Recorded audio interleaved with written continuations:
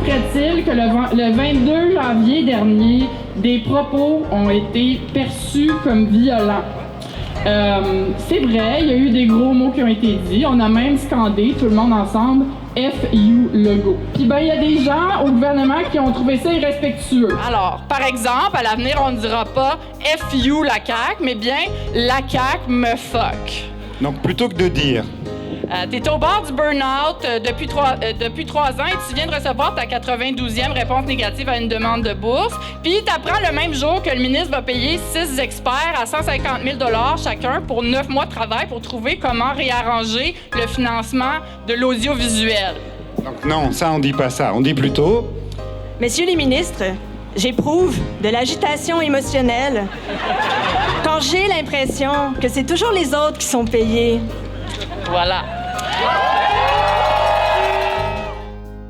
À titre de bibliothécaire, moi, je suis payé par le municipal. Donc, je ne suis pas sur la même enveloppe que vous autres. Mais il y avait quand même un geste de solidarité que je venais poser parce que dans ma réflexion, bien, au fond, l'art et la culture, moi, je suis là pour la diffusion. Mais si on ne paye pas les artistes, si on ne paye pas les gens qui créent la culture, bien, il n'y en aura pas non plus. Pour qu'elle prenne racine et se déploie, une société doit impérativement en soutenir les 3 piliers. L'éducation, en offrant un système en santé accessible à tous. L'information, qui circule à travers des médias fiables, non soumis aux pressions du marché. Et une culture forte, considérée. Les termes de production, produits culturels, découvrabilité sont-ils bien choisis quand on parle d'art ? Il nous semble au contraire,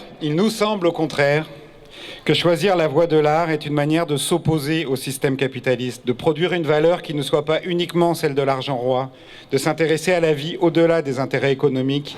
Alors, peut-être que se mettre en grève, pour nous autres les artistes, ce n'est pas seulement cesser le travail, mais c'est plutôt se rendre disponible pour autre chose. Alors, quand l'heure est grave, l'œuvre fait grève. Comment on fait la grève quand les gens pensent qu'on n'a même pas de travail? Il y a probablement aujourd'hui des étudiants et des étudiantes en art ici. Où êtes-vous? Criez! C'est pas un peu fâchant de se faire dire qu'on n'est pas vraiment prioritaire, qu'il y a trop d'artistes, que vous rêvez un peu en couleur? Qu'on sera les premiers à être coupés et que ce sera perçu de manière totalement normale de nous couper parce qu'on sert à rien dans une guerre commerciale. Ça, c'est un peu fâchant pour nous et j'aimerais que vous hurliez votre colère. Car pour nous, les artisans des arts vivants, rien ne bouge. Rien. Nos conditions continuent de se dégrader. Nos horizons s'amenuisent. Notre culture se meurt.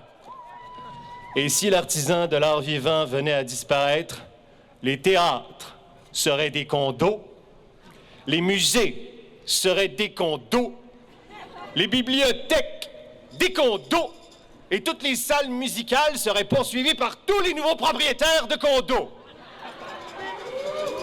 Bouh les condos! Bouh les condos! Notre détresse ne va qu'en s'accroissant. Et si votre calcul est bon, nous devrions produire les œuvres phénoménales cette année. Cependant, je garantis rien pour l'année suivante, puisque la misère a parfois raison des meilleurs d'entre nous. Mais qu'importe, hein, tant que la qualité est au rendez-vous. Certains pourraient vous accuser à tort de pousser les artistes à quitter le métier, réduisant ainsi notre nombre et réglant par le fait même ce sinistre problème de manque de fonds. Mais moi, j'y crois pas un instant.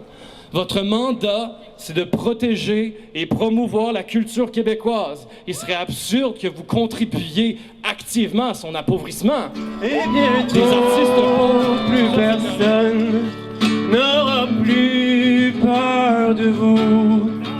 Entendez-vous la